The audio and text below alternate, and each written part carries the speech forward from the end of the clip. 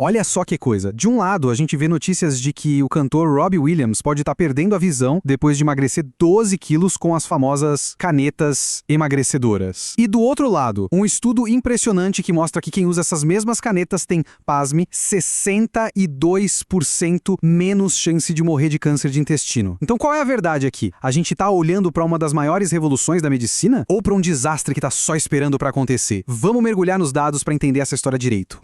Pois é, o dilema tá aí, né? De um lado, uma promessa que pode salvar vidas, com benefícios que vão muito além de perder peso.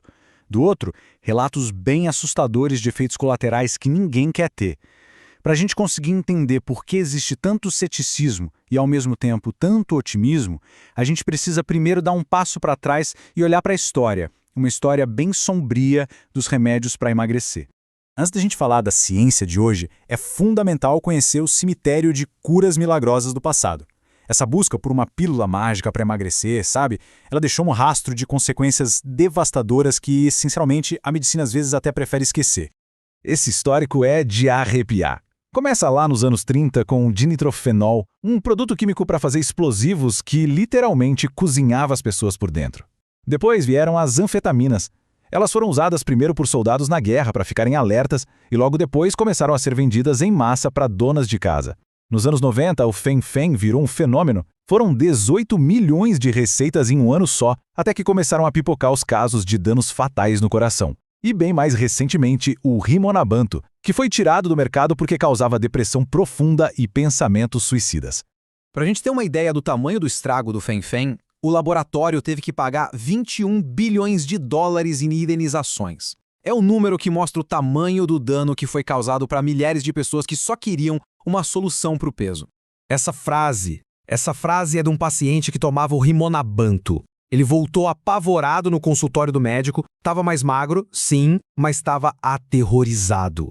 Ele contou que nunca tinha sentido nada parecido, mas o remédio dava um impulso suicida. Pouco depois desse relato, o medicamento foi proibido no mundo todo.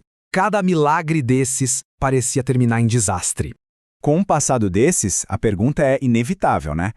Por que a gente deveria acreditar que essas novas canetas, como o Ozempic e Mounjaro, são diferentes? Bom, a resposta para isso está numa mudança fundamental na forma como a ciência hoje entende a obesidade. A grande virada de chave está exatamente aqui. É que pela primeira vez na história, a gente não está tentando forçar o corpo a fazer algo, mas sim regular um sistema que já existe. E tudo isso começa com uma nova maneira de definir a própria obesidade. Esquece aquela ideia antiga de que obesidade é preguiça ou falta de força de vontade. A ciência hoje mostra que a gordura em excesso não é só um peso morto, ela vira um órgão ativo que produz inflamação. E essa inflamação chega no cérebro e meio que desliga o sinal de saciedade, um hormônio chamado leptina. A pessoa não consegue parar de comer, não por fraqueza, mas porque o cérebro dela parou de ouvir o corpo. O problema não é a mente, é a biologia falando mais alto. Agora, olha só, esse é o ponto crucial. As drogas antigas, tipo as anfetaminas, eram como uma marreta. Elas quebravam a fechadura da porta da fome no cérebro. Funciona? Sim, mas destrói a casa inteira no processo. Já as novas drogas, que se baseiam num hormônio chamado GLP-1, um hormônio que o nosso intestino produz naturalmente, são como ajustar o termostato. Elas não quebram nada, elas só aumentam um sinal que o corpo já produz para dizer «Opa, tô satisfeito», ajudando o cérebro a voltar a ouvir. E foi justamente ao regular esse sistema, ao ajustar esse termostato, que os cientistas começaram a descobrir uma cascata de efeitos positivos. E muitos deles foram completamente acidentais, surpreenderam até os pesquisadores mais otimistas. Os dados são realmente impressionantes.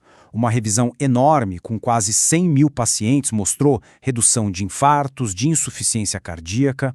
Outro estudo gigante apontou 17% menos risco de desenvolver 14 tipos diferentes de câncer. E não para por aí. Os benefícios se estendem. Melhora da gordura no fígado, melhora da apneia do sono. É como se o corpo inteiro começasse a funcionar melhor.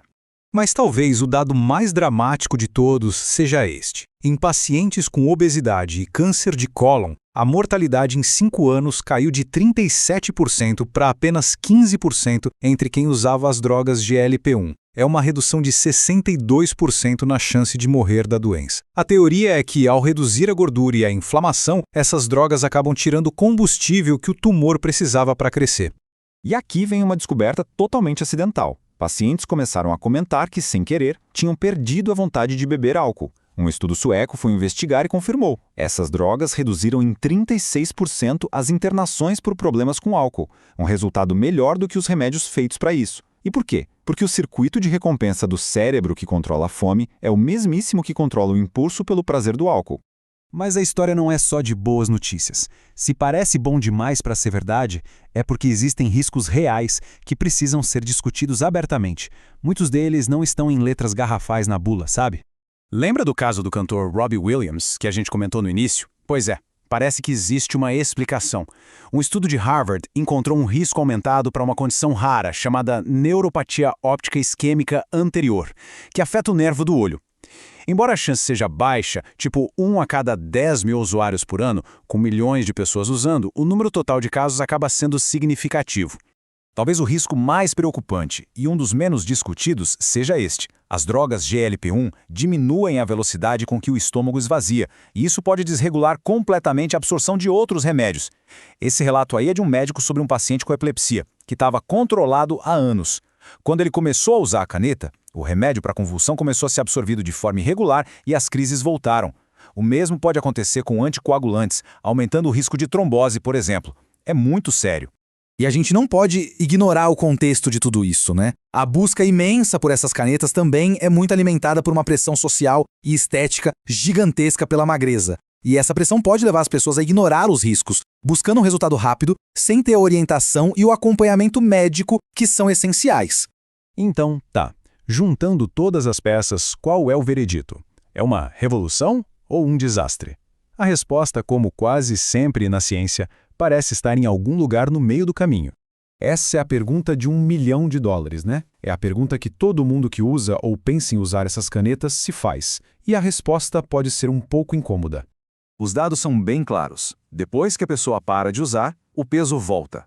Um estudo do British Medical Journal mostrou que, em menos de 2 anos, a maioria das pessoas volta para o peso inicial. E isso acontece porque a condição biológica que causa obesidade continua ali. O remédio estava apenas controlando. Essa comparação ajuda muito a reformular a questão. A obesidade é uma doença crônica, assim como a pressão alta ou o diabetes tipo 1, e doenças crônicas, por definição, exigem tratamento contínuo. Chamar o GLP-1 de muleta é como chamar a insulina de muleta. Isso não é ciência, é preconceito. Então, o veredito final é este. Não são um milagre sem nenhuma consequência. Existem riscos sérios que precisam ser levados em conta. Mas também não são um monstro. Pela primeira vez, a medicina tem em mãos uma ferramenta que regula a biologia da obesidade na sua causa. A chave é entender que é exatamente isso, uma ferramenta poderosa, que precisa ser usada com conhecimento, com responsabilidade e, acima de tudo, com acompanhamento médico constante. Todo esse conhecimento que a gente discutiu aqui é também uma ferramenta. A pergunta mais importante não é se essas canetas são boas ou ruins de forma geral, mas se elas são a escolha certa para cada pessoa, para cada caso. Com base no que foi visto hoje, que pergunta informada pode ser feita a um profissional de saúde para tomar a melhor decisão? A resposta começa sempre com uma boa consulta.